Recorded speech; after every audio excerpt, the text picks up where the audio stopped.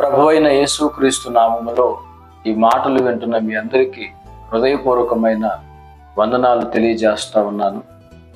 ఈ సాయంకాలపు వేళ మరొకసారి మీ మధ్యలోనికి రావడానికి దేవుడు నాకు ఇచ్చిన అవకాశాన్ని బట్టి కూడా ప్రభువుని ఎంతగానో మహింపరుస్తూ ఉన్నాను.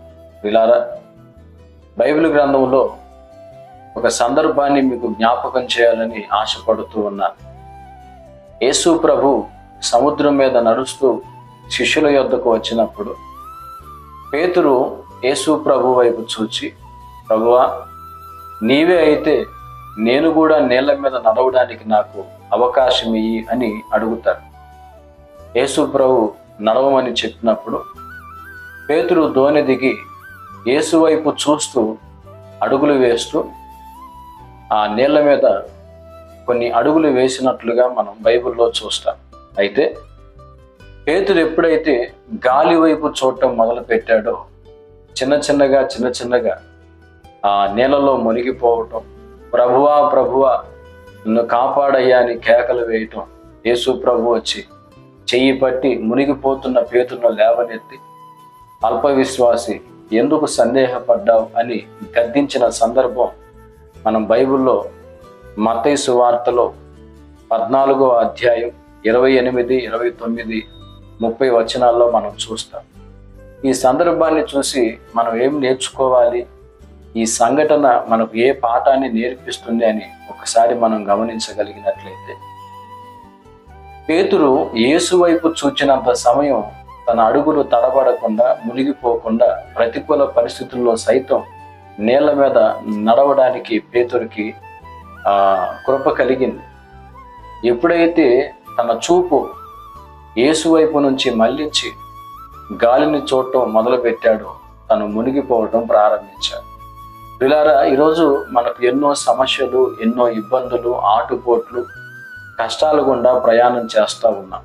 అయితే దేవుని వాక్యం ఏమని చెబుతుందంటే, విశ్వాసమునకు కర్త దానిని కొనసాగించువాడైన యేసు వైపు చూచుచు మన ఎదుట ఉంచబడిన పందెములో మనం పరిగెత్తాలి, ముందుకు సాగాలి.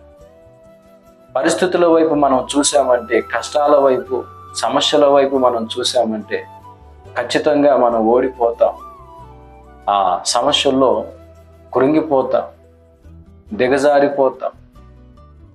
అలా కాకుండా ఆ సమస్యలన్నిటి నుంచి విడిపించి మనలను బలపరిచి ఆయన చేతి నుంచి నడిపించగలిగిన ప్రభు వైపు మనం చూస్తూ నడవగలిగితే ఎలాంటి పరిస్థితులైనా, అవి సముద్రాలు కావచ్చు, నదులు కావచ్చు, తుఫానులు కావచ్చు, మనకు ఏ హాని జరగకుండా భక్తులు పాడినట్లుగా, జలములలో పడినే వెళ్ళిన అవి నన్ను ముంచలేవు అని భక్తులు పాడినట్లుగా ఎలాంటి పరిస్థితులైనా మనలను ముంచలేవు. ప్రియులారా, ఈ సాయంకాలపు వేళ ప్రభు మనకిస్తున్న ఒక శ్రేష్టమైన సందేశం ఏంటంటే, పరిస్థితిని మనం చూచినంత కాలం, మన సమస్య వైపు మనం చూచినంత కాలం అవి మనను ముంచివేయడానికి ప్రయత్నం చేస్తూనే ఉంటాయి.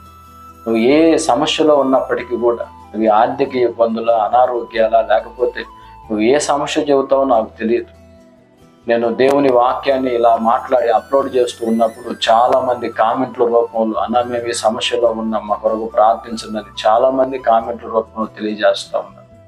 అందుకే చెప్తున్నాను, మీరు ఏ సమస్యలో ఉన్నప్పటికీ కూడా వాటి వైపు చూడొద్దు.